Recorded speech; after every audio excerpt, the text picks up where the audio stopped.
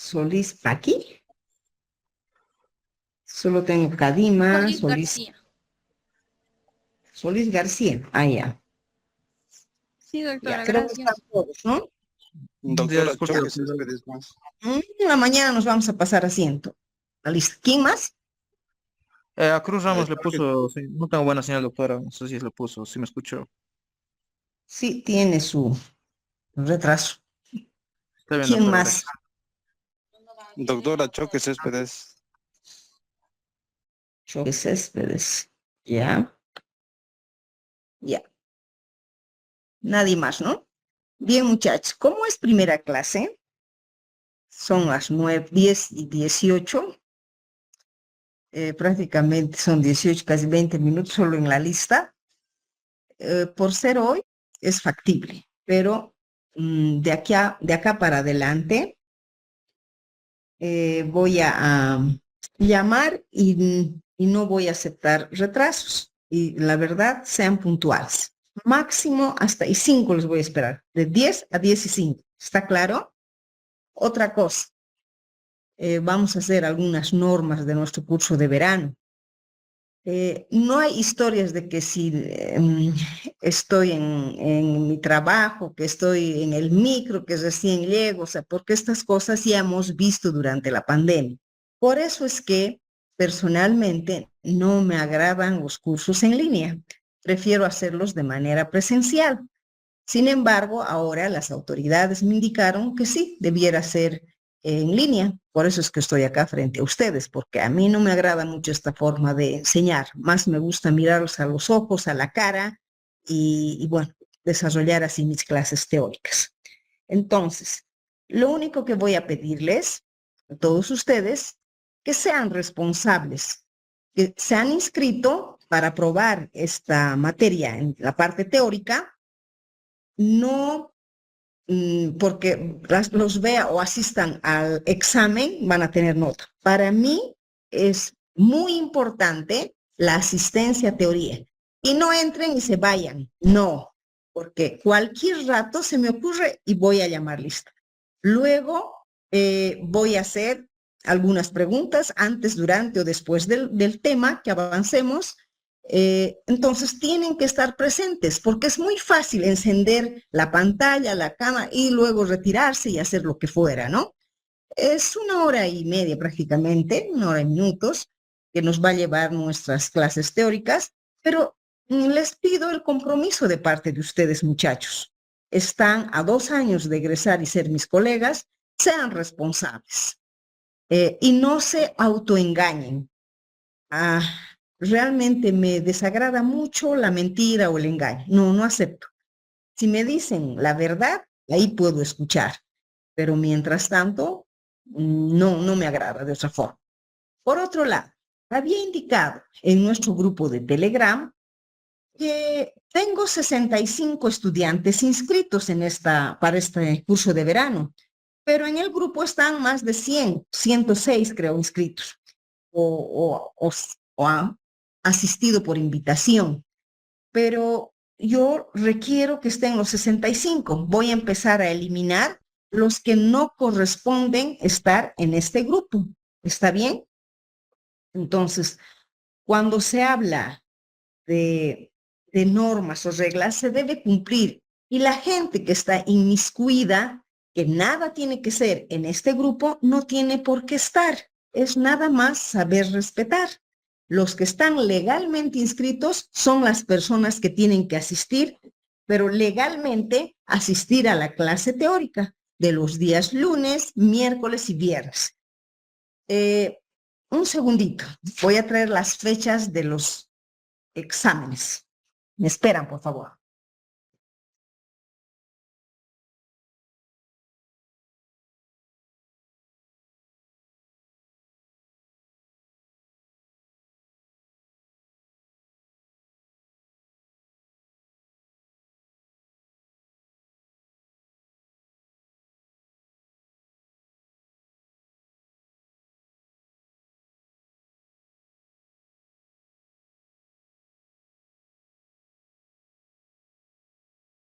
Nuestro primer parcial, pueden ustedes tomar nota, va a ser el 23 de enero, el primer parcial. El segundo parcial va a ser el 4 de febrero y el examen final será nuestra última clase, será el 9 de febrero, con lo que se concluye este curso de verano. ¿Está bien? ¿Han tomado nota, Sí, doctora. muchachos? Sí, doctora. Ya. Durante el curso de verano vamos a llevar toda la materia, todo el plan global de nuestra materia, un poco más apretados, porque en un curso regular prácticamente se lleva a cabo un día, 1 hora y media de clase académica, teórica, llevamos los días martes. Pero en este curso de verano es un curso más apretado, por eso es que está programado y planificado de esta manera. Solo voy a pedir la responsabilidad de cada uno de ustedes. Sean honestos con sus padres, con ustedes mismos, respondan como deben hacer. Para mí es una oportunidad más que se les brinda para que ustedes aprueben esta materia. Pero les adelanto, no permito que nadie apruebe sin saber. Eso no va.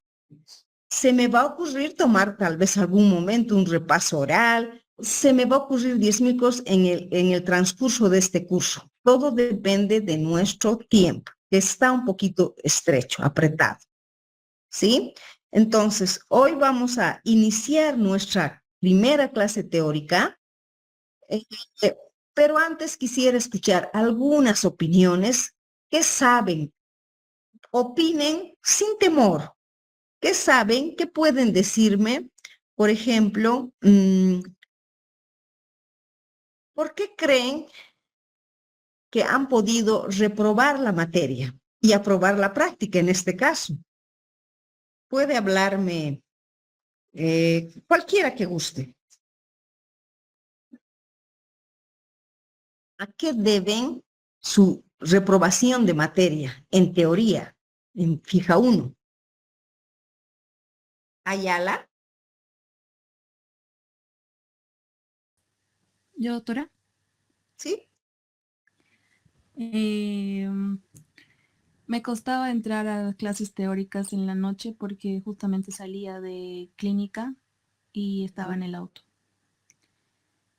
Y no podía Ya. asistir, no podía asistir mucho, perdía el hilo, se podría decir, como terminaba a las 8 la clínica y la teoría comenzaba a 8:30. Yo llego casi a mi casa en 1 hora y media y no me daba el tiempo para entrar O sea, porque por el horario. me pueden robar el teléfono en el auto y esas cosas. O estar en la calle con el teléfono es un poco peligroso. Ya. O sea, por el horario, ¿usted cree que no ha asistido a clases? Mm, Sí, es porque ya perdí el reprobado. hilo. Ujú. ¿Usted es alumna de qué docente? En la otra delgadillo.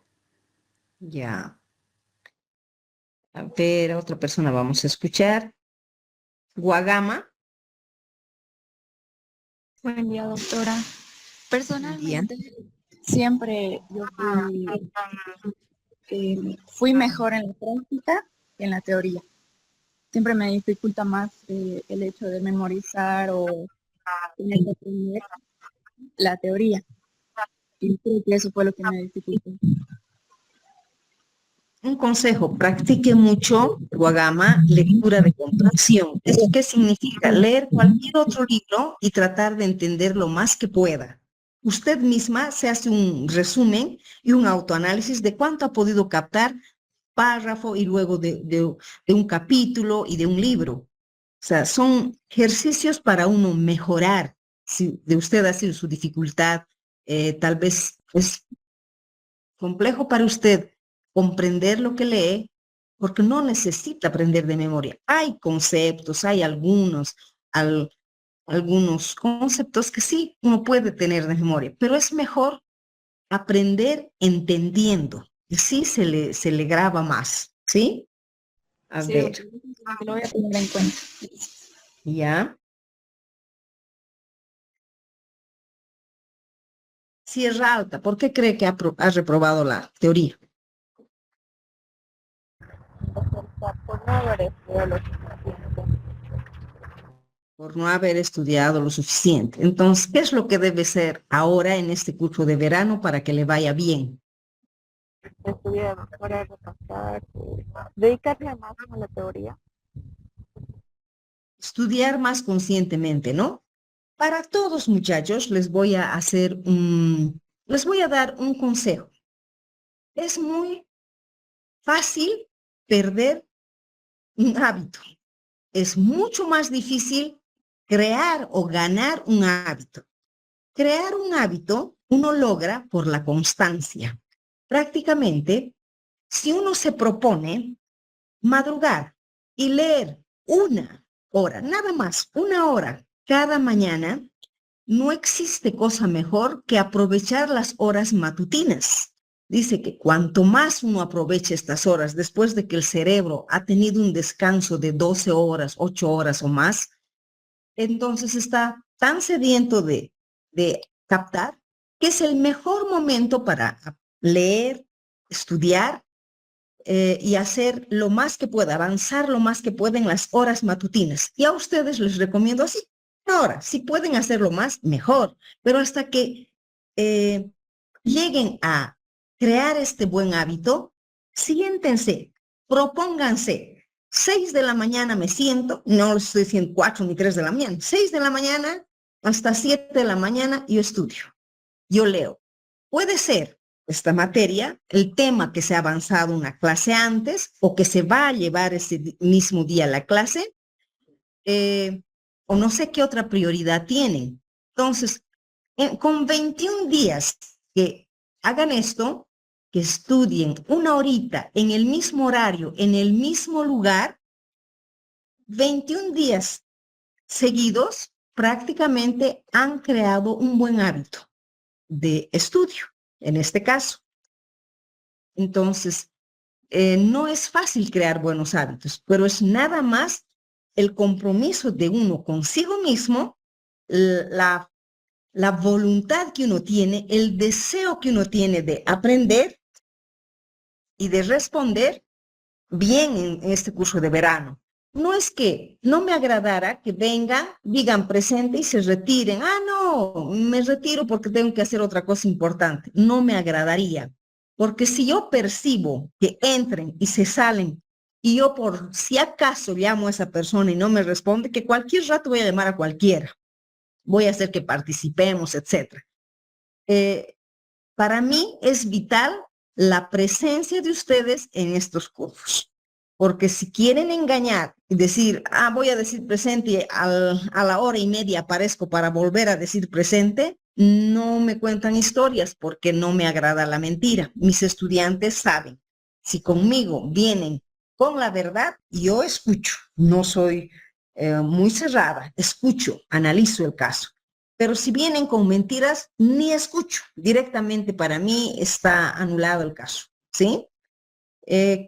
Lo único les pido puntualidad, responsabilidad, compromiso. ¿Está bien?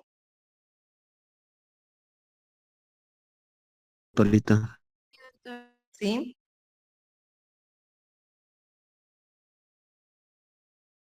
Bien, chicos. Entonces,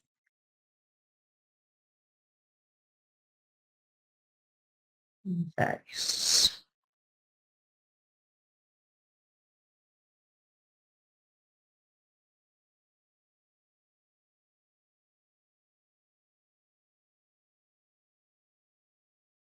¿Están los 100 que se han inscrito? Les pregunto.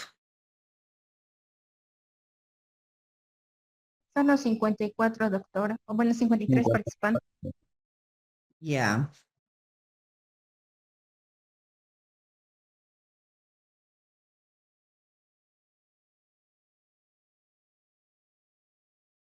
Voy a compartirles la pantalla y vamos a iniciar nuestra primera clase recordando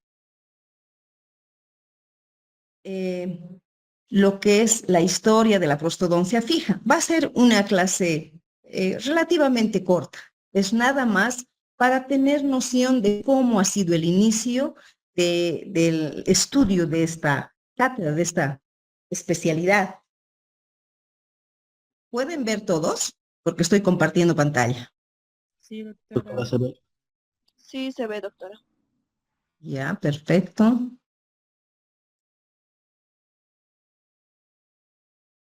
Bien, entonces, muchachos, la historia de la prostodoncia fija realmente data de tiempos muy remotos, es desde siglos atrás, y ya se practicaba lo que era la prostodoncia fija. Prácticamente, puedo decirles, no puedo correr no entiendo, segundo.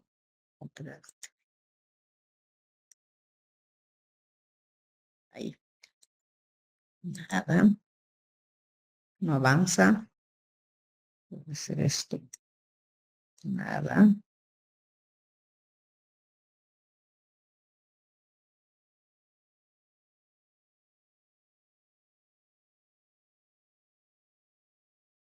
Está como colgado. No logro avanzar mis diapos. Alguien que es práctico en esto. A ver, a ver, a ver.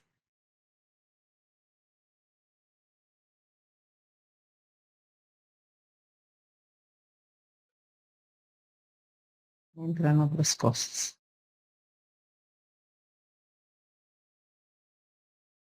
Inicio segundo.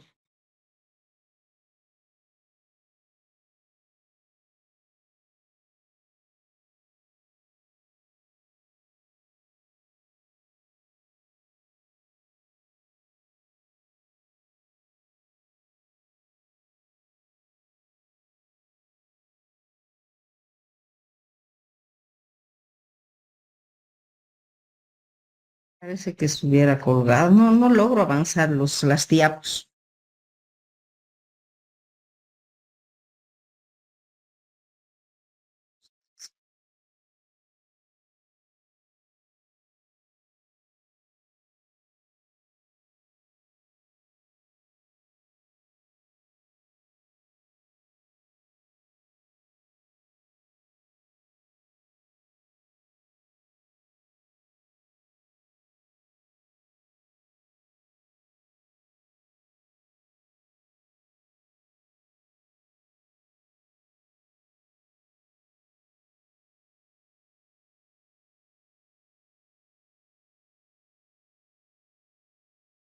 Bien.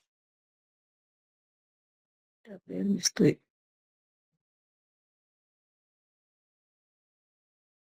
¿Alguien puede ayudarme? Está activado para pasar las diapos, pero no pasa. Doctorita, si lo coloca en modo presentación, Eso estoy tratando de hacer. Diapositiva, pero no me responde. ¿Eh? A ver, voy a disminuir de nuevo. No, no me responde a nada, como que se hubiera colgado. Ya que volver a entrar y salir, doctorita, tal vez. y si lo cierra las diapositivas, doctor, y vuelve a entrar. Y a ver, tampoco me responde hasta para cerrar las diapos. Nada, no me responde nada. Macaninga, tal vez aquí. Nada. Se hubiera colgado. Nada me responde, chicos. Puede apretar, doctora, las teclas Alt F4 y se cierra automáticamente. Una opción podría ser eso. Alt F4. Sí, lo cierra y después tal vez se acordado la laptop, doctorita. Parece que sí. A ver, voy a volver. Ahora, Ahora intente cambiar, a ver, doctorita. ya estoy ahorita, Ya pero salió, ya Sí, cambió. ya ha sí, salido, ¿no doctora. ve? Ahora Cambia, sí. sí. Sí, doctora, se nota. Ajá. Entonces, les decía que esta historia llega de tiempos muy remotos, prácticamente de siglos atrás. En la época de los egipcios y los fenicios, hace 4 siglos atrás, ya se practicaban las prótesis fijas. ¿Por qué? Porque prótesis es algo que sustituye algún lugar que falta. Y ya hacían prótesis de esta manera. Si ustedes se fijan, usaban hilos de oro amarrando dientes de animales o de humanos, pero sustituían las piezas faltantes. De esta manera se llegaba a practicar lo que es la prostodoncia fija. Los etruscos que viven en el siglo IV y IX antes de Cristo, estos ya usaban bandas en lugar de hilos. Prácticamente ya las prótesis eran más estables, porque estas prótesis donde se amarraban con hilos de oro eran solo para sonreír, en otras palabras, no eran muy funcionales, sino más estéticas. Pero fíjense, en ese tiempo ya les interesaba también la parte estética. En Holanda, Peter Forrest, que vive el año 1552 hasta 1597, utiliza ya no dientes de animales o de humanos, ya utiliza dientes de marfil. Entonces, fíjense, estas eran las bandas de oro que daban más estabilidad, permitían mejor función de las prótesis, en otras palabras.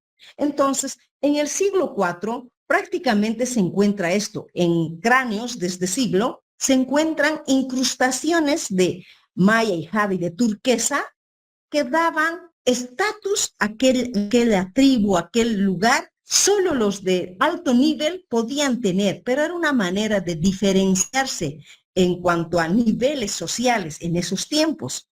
También lo hacían, tallaban, fíjense, tallaban a base de cincel, seguramente, tallaban para solo con propósitos rituales, religiosos y muchas veces estéticos también. Entonces, en la odontología, en la Mesopotamia, que era 3000 años antes de Cristo, los mesopotámicos conocen las mismas afecciones que hoy en día se conoce. Por ejemplo, el dolor de dientes, el dolor de muelas. Pero ellos, en esos años, atribuían el dolor de muelas como unos gusanos diabólicos, demonios que entraban a los dientes y esos causaban tanto dolor y destruían cada pieza dentaria. Entonces, ¿qué se encuentra en estos años en la Mesopotamia? ¿Cómo se lograba hacer la higiene oral, por ejemplo? Esto solo estaba indicado para los jefes, para prácticamente los representantes, lo máximo en ese tiempo. Solo ellos podían tener acceso a la higiene dental. ¿Y en qué consistía? Solo para clases privilegiadas. Se fundían como mondadientes de oro y plata. Prácticamente se envolvían en un dedo un pedazo de tela. No era gasa, en ese tiempo no habían gasas. Y lograban, envolviendo en un dedo índice, lograban hacer la limpieza de sus piezas dentales. Entonces, pero solo la clase privilegiada. Pero las cosas son interesantes. Solo la clase privilegiada estaba expuesta a azúcares, o sea, a manjares, comidas más sofisticadas, porque la clase plebeya o la baja no lograban alcanzar este tipo de alimentación. Pero, ¿cómo es la natura? Como ellos no estaban en contacto con azúcares, su comida era más cosas naturales, hasta raíces de árboles, qué sé yo, frutos con fibras, se hacían una autolimpieza y tenían menos índice de caries, y no así como la clase privilegiada, ¿sí? Ahora, en 3200 a 2800, la medicina y la odontología prácticamente alcanzan un adelanto terrible, pero sí convierten estas ideas o métodos curativos en dogmas. Prácticamente, solo en estos tiempos existían 3 tipos de profesionales. Eran los médicos, los sacerdotes, los exorcistas y los magos, que ellos tenían fe con estas personas. Estaban destinados a curar enfermedades. Imhotep es este señor que es dios de la medicina egipcia, es el más antiguo de los médicos conocidos en esos tiempos.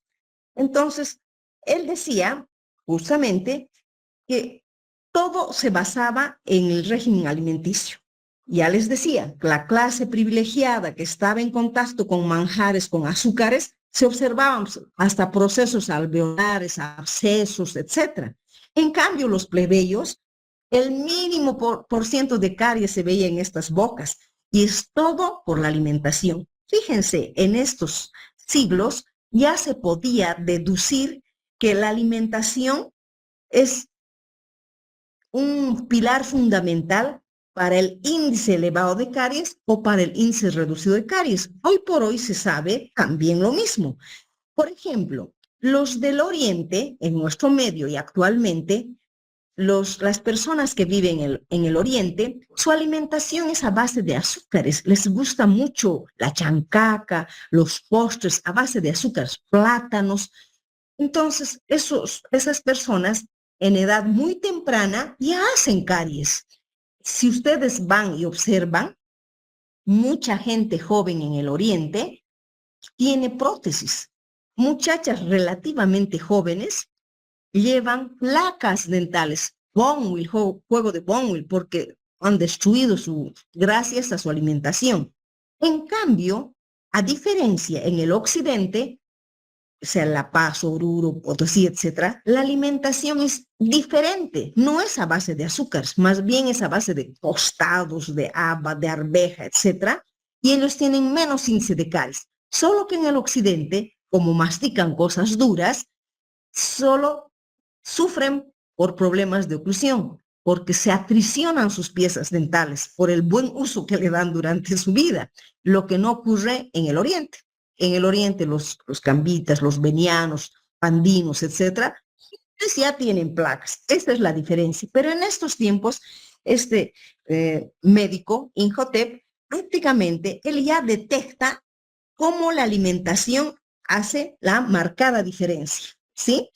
En los papiros Ebers, que es lo único de documento que se encuentra desde estos tiempos, que es la única y la principal fuente de información, dice en estos papiros que la terapia odontológica encuentran que estaba basado en base a inciensos, a comino, miel, cebollas, leche de vaca, azafrán, dátiles, o sea, plantas que les aliviaba el dolor. Hacían colutorios, o sea, buchadas con esto, o masticaban, por ejemplo, a plantas medicinales como la chipa, me acuerdo, se masticaba la hojita, el clavo de olor uno mastica y prácticamente alivia el dolor. ¿En base a qué está hecho el eugenol, que es un analgésico? Es la parte líquida del óxido de zinc eugenol, ¿no es cierto? Es en base a extracto de clavo de olor. Entonces, de esta manera, en estos papiros ya se encontraba toda la terapia que se utilizaba en ese tiempo. Y hoy por hoy, en el campo, también todavía está mastica una Disculpe, canela, un doctora. clavo de olor. Sí, dígame. ¿Está cambiando las diapositivas? ¿Sí? Es que yo solo veo aquí, no sé si se verán de mis compañeros, igual está en la diapositiva de egipcios y fenicios. Sí. Sí, no se ve más. A la macana. ¿Y ahora qué hacemos? Estoy cambiando. Aquí cambio. Se van en la diapositiva 2. Está fallando. Yo no sé qué es lo que está fallando, chicos. Pero algo está fallando. A ver. Desde la diapositiva actual. ¿Logran ver? ¿Está cambiando? ¿Para ustedes? Doctorita. Solo la diapositiva 2. En la segunda diapositiva está, doctor. Que no sé qué está pasando. Creo que es mi compu que también está fallando. Y esta vez no está mi auxilio, mi hijo, para ayudarme. Y ahora, ¿cómo hacemos? Déjenme ver. Y si deja de... ya se ve su flechita, doctora, que se está moviendo. Pero no sé. Pero para mí se mueve, yo estoy cambiando. Pero para ustedes no entiendo. Si se ha compartido la primera diapo, ¿por qué no se comparte el resto? Doctorita, si le hace clic a la tercera diapositiva, a ver, inténtalo, doctora. Ya, está. Ah, está. Así se logra cambiar, doctora. Sí. Ya. Entonces logran ver, ¿sí? Ya estamos acá. Haciendo clic a las diapositivas, doctora. Ya, listo. Así vamos a tener que avanzar, chicos.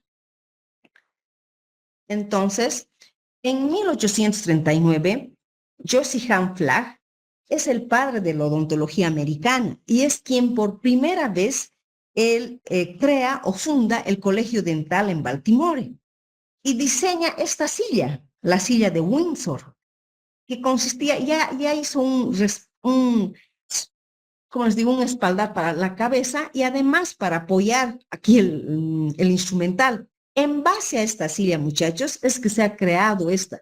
Créanme que este equipo dental que observan acá, así hemos empezado en la facultad. Eran unos equipos verdes, así eran de baja velocidad y funcionaban con cuerda.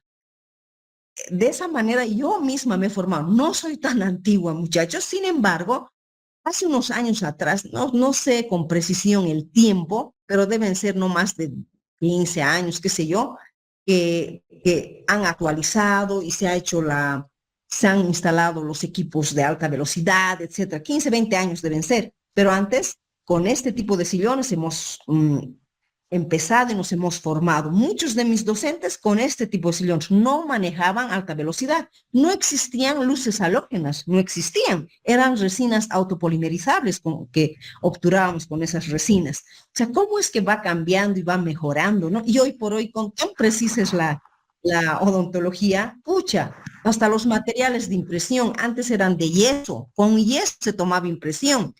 Luego, recién aparecieron ya los agar-agar, etcétera, ¿no? Y ahora ya tenemos las siliconas por condensación y por adición, que es lo más preciso, ¿no? Sí va cambiando todo. Entonces tenemos que estar a la par, pues. Por ejemplo, los peluqueros también ha sido un tiempo que se han ocupado de aliviar dolor. Ellos practicaban la exodoncia, pero no sabían utilizar ni colocar anestesia, para nada. ¿Qué hacían? Daban un colutorio de alcohol etílico, pero puro, tragaba el paciente, se mareaba un poco, lo aletargaban un poco y practicaban la exodoncia. De esta manera, o sea, un grito era y chao diente, pero ya aliviaban el dolor. Por eso es que antes se creía que la odontología consistía en sacar dientes, extraer piezas. Pero hoy por hoy, más bien la odontología es bastante preventiva, ¿no es cierto? Entonces, nosotros tenemos que cuidar la estética, la cosmética, sin olvidarnos de la función, pero nos preparan para aquello. Pero antes, ¿qué se pensaba? Que la odontología era retirar dientes. Pieza que dolía, pieza extraída. Ahora no es así, ¿no es cierto? El acantábulo, ¿qué es esto? Es el primer forceps que utilizan para hacer las exodoncias dentales.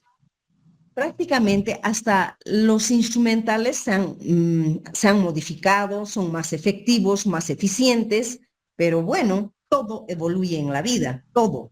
Y ahora con la excesiva información que se tiene, ya es demasiado, ya uno se marea, hay una información ya extrema, que ya no da tiempo al ser humano a prepararse y estar al día en todo, porque ustedes más que yo saben, con tanta tecnología, no necesitamos ya ni bibliotecas, ¿no es cierto? Antes solo de bibliotecas podíamos estudiar. Bien, desde la época de los romanos hasta el Renacimiento, las prótesis fijas no cambian. Prácticamente la verdadera nueva era comienza con Pierre Fauchard, que es un odontólogo francés, quien emplea por primera vez la corona pivot, que consistía en hacer una restauración intrarradicular con una cabecita de alfiler. Esas eran las coronas pivot.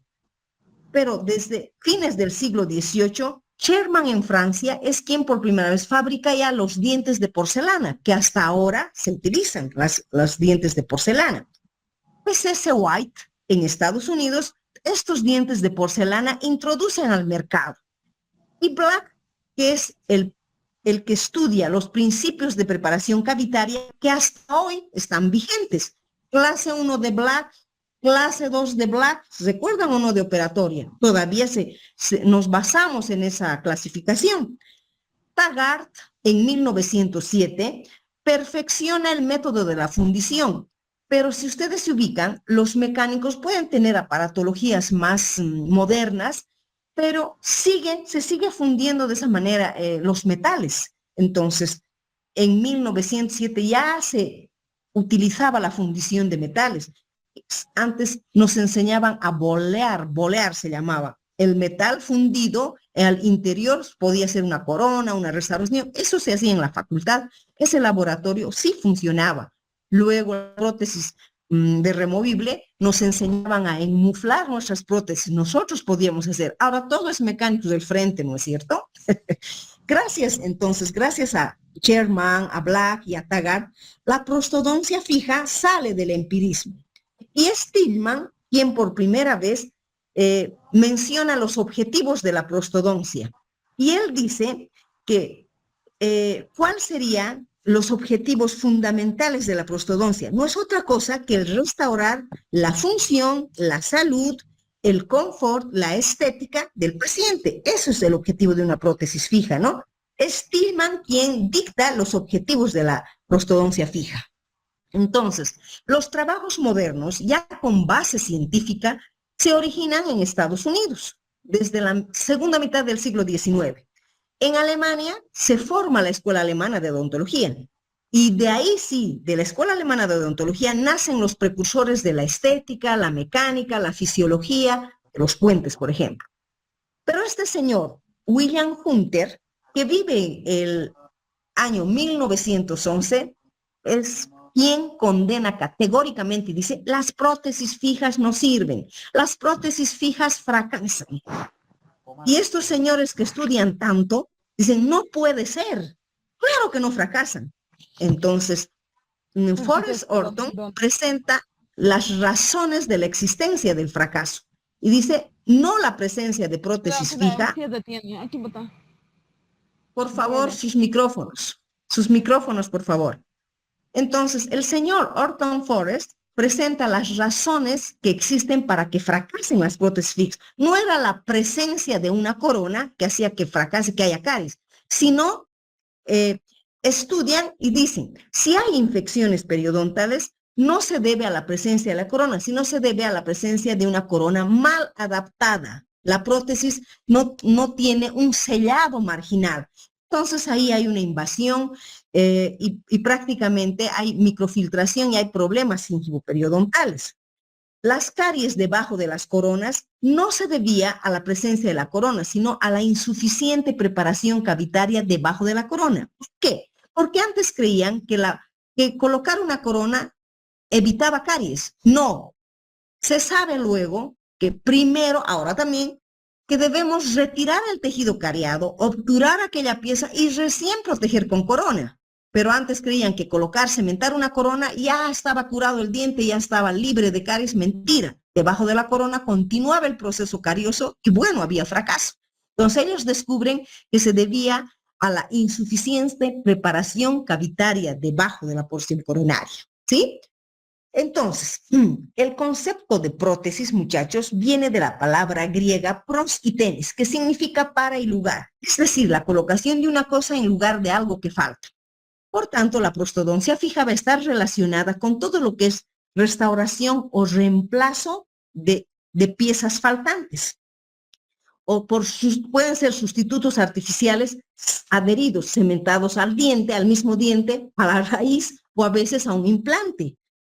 Entonces, ¿por qué se determina o se diferencia una prótesis fija de removible? Su nombre indica, las prótesis fijas son difíciles, no pueden ser removidos por el paciente fácilmente. En cambio, las prótesis removibles, el paciente se retira, cepilla su placa y se vuelve a colocar. Eso no ocurre con las prótesis fijas. Las prótesis fijas son muy difíciles de remover. Si alguna vez uno intenta retirar, casi siempre se modifica. Con el extractor de corona se modifica la corona y no se vuelve a reutilizar. Difícilmente, a veces ni un provisorio. Eso les consta a ustedes que ya han hecho práctica. Entonces, vamos a ver un poquito sobre la terminología. ¿Qué es una corona? No es otra cosa que una restauración cementada que va a reconstruir lo que es la forma, la función y el contorno de la porción coronal de una pieza. Esa es una corona, ¿sí? Esto tienen que saber este concepto. Si yo les pregunto, ¿qué es una corona? Sepan. Ahora, dentro de las coronas existen las coronas totales, las coronas parciales, las restauraciones, que son ambas restauraciones extracoronales que van por fuera de la pieza dentaria, ¿no es cierto? Entre estas entre las restauraciones extracoronales están las coronas totales y parciales. Las que más se utilizan son las coronas totales o completas, que van a ser las que van a cubrir la totalidad de la corona clínica de una pieza. Por ejemplo, esta es una corona totalmente metálica que hoy por hoy casi es en desuso porque llega a ser un poquito antiestética, ¿no? En la facultad todavía está en nuestro cupo, pero yo creo que ya vamos a ir eliminando para sustituir por la metal cerámica o por la circonio cerámica, ¿no? Ahora, las coronas parciales son las que cubren parcialmente la porción coronaria de una pieza, dejando descubierta una partecita del diente.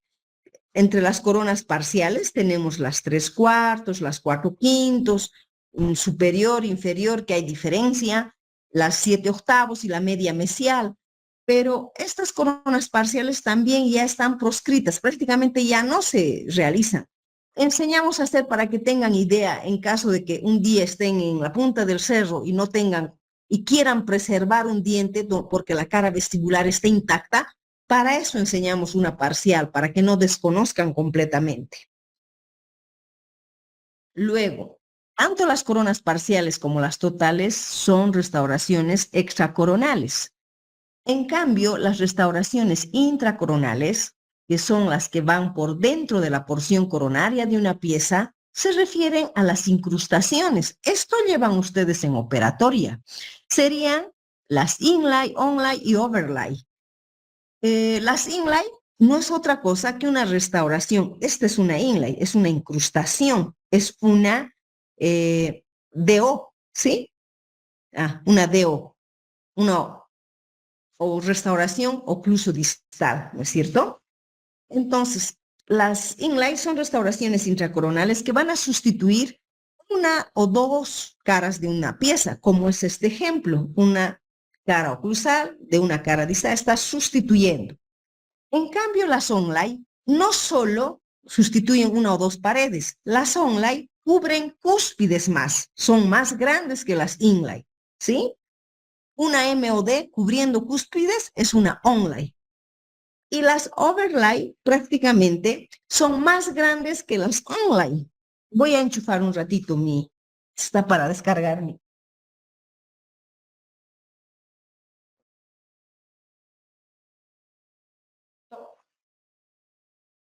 Muy bien. Y las overlay alguna vez son útiles, pero si ustedes se fijan, si la overlay es más grande que la onlay, prácticamente muy poco de diente queda, de corona, de descubierta. Entonces, ahora los pacientes exigen mucho lo que es estética. Entonces, directamente prefieren hacer una corona, ya no se practica mucho las overlay tampoco, ¿sí? Luego tenemos las coronas a perno muñón, los postes de fibra de vidrio, que son restauraciones intrarradiculares, ¿sí? Que ustedes ya han hecho, ha sido parte de nuestro cupo, un poste, un perno, etc. Estas restauraciones intrarradiculares no son otra cosa las que van a ir a restaurar total o parcialmente la porción coronaria de una pieza y van a tener retención a través de un perno o espiga que va a estar alojada en el interior del conducto radicular. Entonces, en otras palabras, para hacer una restauración intrarradicular debemos contar con una raíz larga, recta, sana, bien tratada endodónticamente, que ya en su momento vamos a ver, ¿sí? Ahora, en comentarios, ¿qué les puedo decir? Muchachos, el campo de la prótesis fija realmente es grande. No es solo una coronita, porque tenemos fija 1, fija 2 y fija 3. Fija 1 es lo que nos compete, se refiere a restauraciones unitarias o coronas. Fija 2 ya se refiere a los puentes. Estos no solo sustituyen una o dos paredes de un diente, sino sustituyen una o dos piezas faltantes. Y fija 3 ya se refiere a la rehabilitación a veces de casi toda la cavidad oral. Es decir, que el campo de la prótesis fija abarca desde la restauración de un único diente, desde una incrustación así de chiquita, es prótesis la incrustación, porque está sustituyendo paredes faltantes o una pared faltante, es una prótesis. Abarca desde lo más pequeño a lo más grande. Y lo más grande sería esto. Prácticamente lo que va a rehabilitar, va a mejorar la altura vertical del paciente, va a proporcionar estética, va a mejorar la oclusión y además va a proporcionar la función y va a lograr un buen confort estético en el paciente. Y sobre todo la capacidad masticatoria disminuida. Entonces, todo esto, al sustituir tantas piezas faltantes y mejorar la estética, prácticamente la parte psicológica del paciente también va a mejorarse, porque no crean que afecta la pérdida de las piezas dentales. A ver, de repente, por un accidente de bicicleta, de moto, lo que fuera, pierdan sus piezas dentales, todo el grupo antero superior, ¿cuánto va a modificarse su facies? Se modifica su cara, su sonrisa, les disminuye psicológicamente, no van a sonreír a carcajadas mostrando su ventana, de ninguna manera. Entonces, ¿cómo la prótesis fija puede abarcar de lo más pequeño a lo más grande? ¿Sí? Y el éxito de las restauraciones, ya sean de metal, de cerámica, de circonio cerámica, que es lo último que se tiene, o las de porcelana, prácticamente cualquier restauración va a iniciarse por un buen diagnóstico. Se debe comenzar por un buen diagnóstico, certero, un diagnóstico correcto. En base a ese diagnóstico se tiene que planificar los pasos a seguir. Eso se llama un buen plan de tratamiento. Desarrollar paso a paso para lograr y llegar a un tratamiento exitoso. Porque si nosotros no hacemos una buena historia clínica y no iniciamos con un buen diagnóstico, no podemos hablar de éxito. Si mi diagnóstico está equivocado, ¿cómo voy a llegar o a finalizar el tratamiento con éxito? Si, por ejemplo, si no he sabido diagnosticar y se trata de un 4º grado de caries, allí esa pieza ya está necrosada, y ustedes tallan nomás, ni se han dado cuenta que se trata de una necrosis, colocan su corona. ¿Qué va a ocurrir en un tiempo? 1 mes, 2 meses, no sé, un absceso dentro alveolar agudo. ¿Qué ha ocurrido? Se han colocado sobre un diente necrosado una corona. ¿Por qué? Porque no han hecho una buena historia clínica, no han sabido diagnosticar, han empezado mal el tratamiento y jamás van a tener un éxito, más bien van a irse a un fracaso. Frente a un fracaso seguro van a estar. Entonces, ¿qué quiero decir de esto? Que para hacer un buen tratamiento en prótesis fija, por más que se trate de restauraciones unitarias de una coronita, se tiene que sí o sí empezar por un buen diagnóstico. Para llegar a un buen diagnóstico se tiene que elaborar una buena historia clínica. Con el desarrollo de una buena historia clínica, ustedes van a alcanzar un buen diagnóstico. ¿Qué es el diagnóstico? No es otra cosa que dar nombre a la enfermedad. Entonces, ¿cómo logro llegar a un buen diagnóstico? Desde la anamnesis. Yo pregunto a mi paciente cuántos años tiene, si es hombre, mujer, si está enferma, si toma medicamentos, etc. Desde la anamnesis, la historia médica, el motivo de consulta, ¿para qué ha venido mi paciente? ¿Qué quiere mi paciente de mí? ¿Qué está buscando? Entonces, ¿cómo es su tipo de oclusión? Hago un examen clínico, intraoral, extraoral, etc. Además, voy a complementar toda esta información ya obtenida hasta acá con el examen radiográfico, que es un examen complementario justamente. Y con toda esta información voy a dar nombre a la enfermedad, voy a diagnosticar. El paciente requiere una corona Wiener, ¿por qué? Porque se trata de una pieza posterior, además no tiene mucha economía y su oclusión no me permite hacerle una totalmente estética. Ni su economía ni su oclusión me permite. Entonces voy a hacerle una Wiener. Ustedes tienen que saber diagnosticar. El punto de partida es un buen diagnóstico y de acuerdo a eso ya planifican, hacen su plan de tratamiento para llegar a un tratamiento exitoso.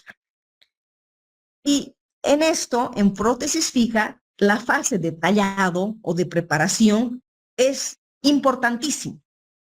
¿Por qué? Porque si no fuera importante, muchachos, ¿para qué se les enseñara a tallar correctamente? Les diríamos, taje ese diente en forma de pelota. Haga este canino como una lanza o una punta de lápiz. Y no, todo tiene su razón de ser. Y en prótesis fija, el tallado de los muñones es la parte más importante. Esto es importante, pero esto es vital también para tener éxito en nuestras prótesis. ¿Para qué debemos, como digo, preservar o cuidar la morfología de la pieza, tallar por planos, paralelismo de las paredes, definir bien márgenes? Todo tiene su razón de ser. Entonces, debemos hacer una preparación dentaria para preservar, si se trata de una pieza vital, la vitalidad de la pieza. No podemos invadir y tallar hasta mitad de la raíz, no, debemos preservar la salud periodontal. Además, siempre se registra plano oclusal, no puede quedar alta una restauración para preservar la oclusión apropiada.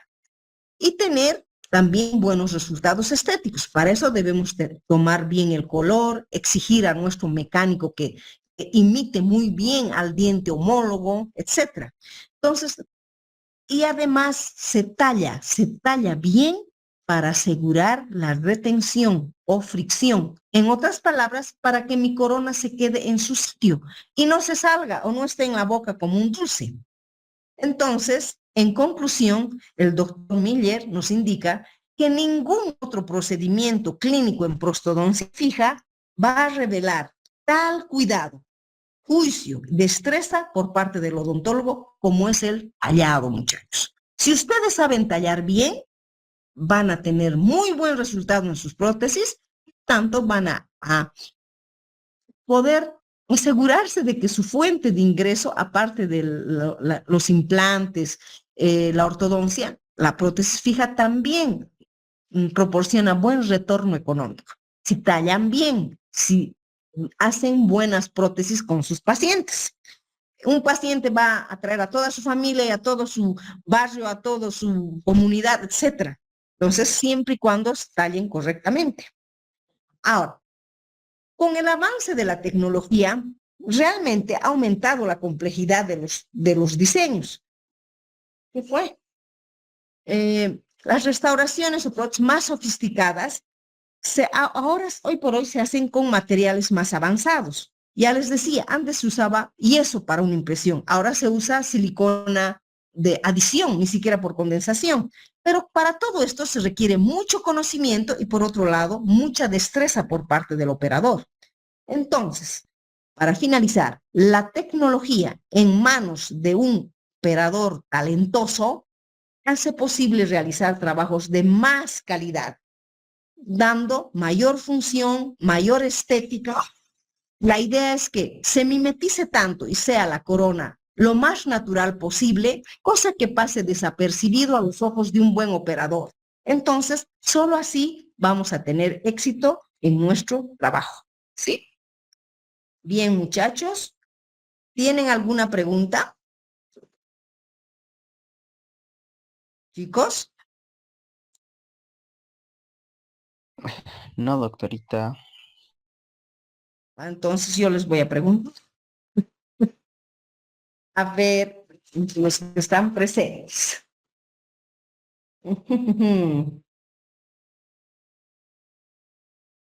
Cruz Darlín. Doctorita, yo tengo una duda. Dime. En caso cuando, como usted mencionó, por ejemplo, nos caemos o tenemos algún accidente y afectamos toda la arcada superior, ¿verdad? En ese caso, sí. ¿es conveniente hacer una placa removible, hacer una... Dependiendo del número de piezas faltantes. Si por accidente pierdes los 4 incisivos, puedes apagar tu micrófono. Si pierdes los 4 incisivos, prácticamente tienes que pensar, dependiendo de la edad del paciente, dependiendo de la economía del paciente, ello proporcionaría implantes. Pero si mi paciente no puede pagar implantes, entonces debo planificarle una placa. No puedo hacer un puente que vaya de canino a canino porque no va a cumplir la ley de Ante. Eso ya es fija 2. Para cumplir la ley de Ante y hacer un puente de canino a canino, debo tomar los primeros premolares más. O sea que debo tallar 4 dientes, los 2 caninos y los 2 primeros premolares, es decir, la pieza 13, 14 y la 23, 24. Si tú haces una relación costo-beneficio, ¿cómo voy a tallar 4 dientes para sustituir 4?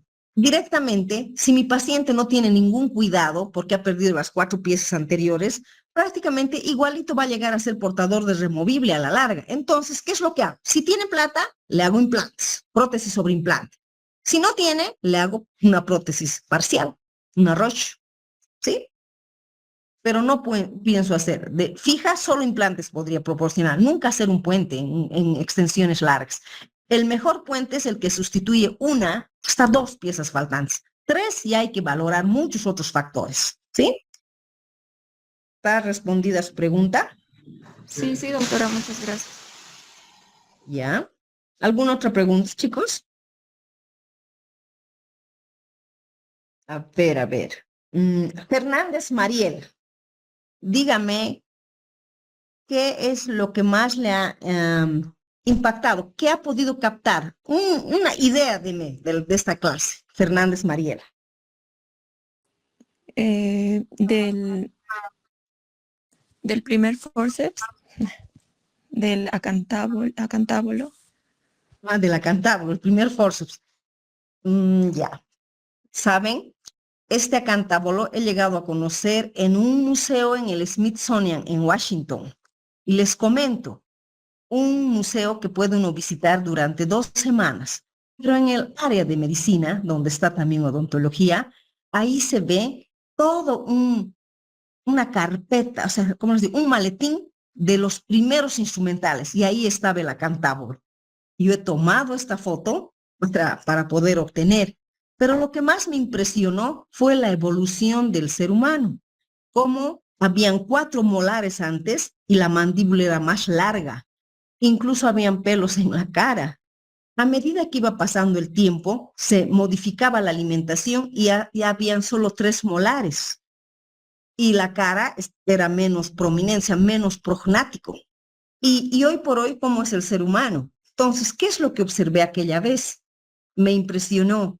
Vi esqueletos cuando el ser humano caminaba de 4, así agachado, con sus manos largas. Luego, así como de 3, más erguido. Luego de 2, que es lo que somos. Entonces, recuerdo que en aquel museo eso me impresionó. Y también esta maleta de los primeros instrumentales, como es el acantábulo. Bien, Fernández. A ver, otra persona, algo más. Guaya Saúl. ¿Qué es una corona para usted? Sí, doctorita. Según tengo entendido, la corona es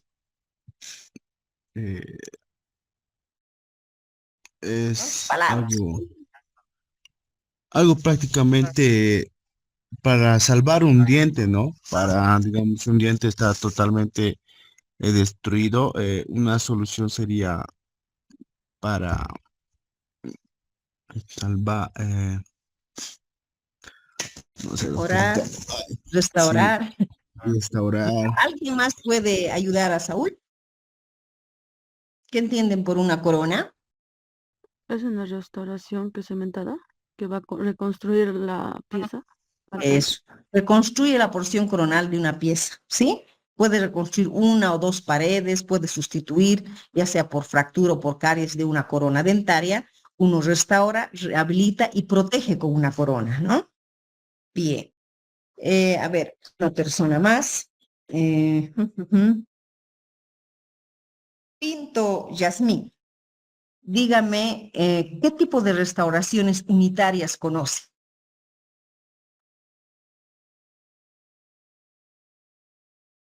¿Está Pinto Yasmín? ¿O le pongo triple falta? Sí, sí, doctora, aquí estoy. ¿Qué tipo de restauraciones unitarias conoces? En otras palabras, ¿qué tipo de coronas conoces? Corona es sinónimo de restauración unitaria. Restauraciones plurales es sinónimo de puente, ¿sí? Cuando hablamos de restauraciones unitarias se refieren a las coronas. ¿Qué tipo de coronas conoces? La Jacket, metálica, metal cerámica. Ya. ¿Qué corona, a qué grupo Las pertenecen linear, estas? ¿Son parciales, son intracoronales, interradiculares? ¿Qué tipo de coronas son estas? ¿Qué? ¿Pinto? ¿Qué tipos de Intraradiculares coronas? son los perno muñón, doctora. Perno muñón y poste de vidrio. Lo que has indicado, la metálica, la veneer, la metal cerámica, esas son coronas totales o completas. ¿Y por qué? Porque cubren la totalidad de la porción coronaria de una pieza. Se trate de una pieza anterior o posterior, ¿sí? Entonces son coronas totales completas. Y son las más retentivas porque justamente cubren toda la superficie coronaria, ¿sí? ¿Y cuáles serían las menos retentivas entre las restauraciones unitarias? A ver, áreas.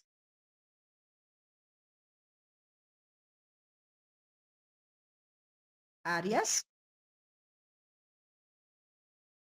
Arias Silvia. Voy a poner triple falta. Una cosita les voy a aclarar.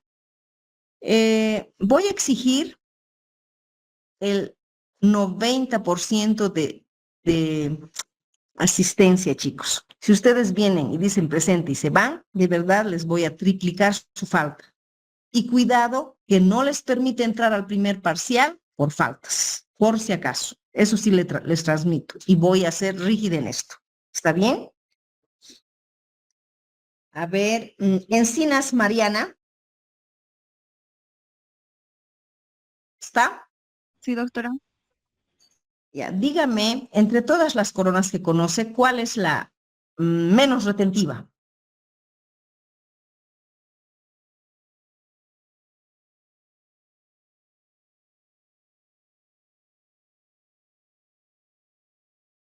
Encinas. La menos retentiva. Sí, las más retentivas son las totales o completas. ¿Y las menos retentivas cuáles serían? Las coronas, las parciales, las 3/4, ¿sabes? Sí, sí, sí. Esas son las menos retentivas. ¿Está bien? Y entre todas las coronas parciales, entre las parciales hay una más retentiva. ¿Cuál sería? A ver, ¿quién puede decirme esto? Guagama.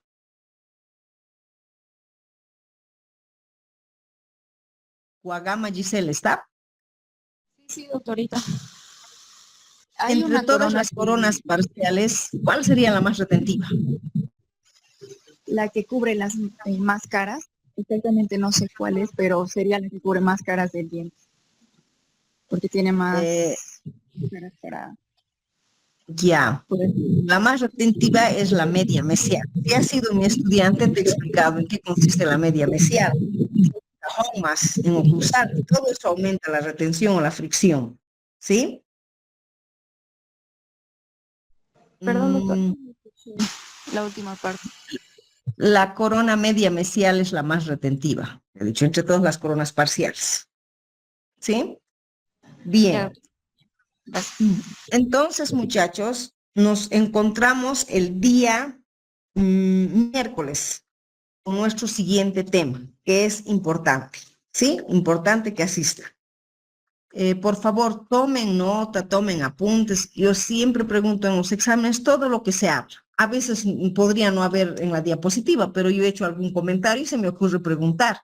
Entonces, por eso es que requiero que ustedes asistan, estén presentes en su clase, frente a su pantalla y no hagan la mímica. Porque si yo percibo eso de verdad, voy a considerar la lista para que si cumplen el porciento para ingresar a los parciales, van a ingresar. Si no, por faltas, podría no permitirles ingresar a los exámenes parciales, ¿ya? Es para provecho de ustedes, muchachos. ¿Está bien? Entonces, nos vemos el día miércoles a las 10 por este mismo canal, ¿ok? Ahorita. Está bien, doctora. Quiero hacer una Doctora. consulta, por Hasta luego. favor. Dígame. entrado un poquito tarde, doctorita, entonces no alcancé a llamar a Ah, Lisa, no, a doctorita. estas alturas ya no, porque hasta las 10:18 he colocado todavía hasta retrasos, pero a estas alturas ya no. Sí, sí, ¿Ya? solamente. El miércoles esté puntual. Está bien, doctor. ¿Está bien? Perfecto.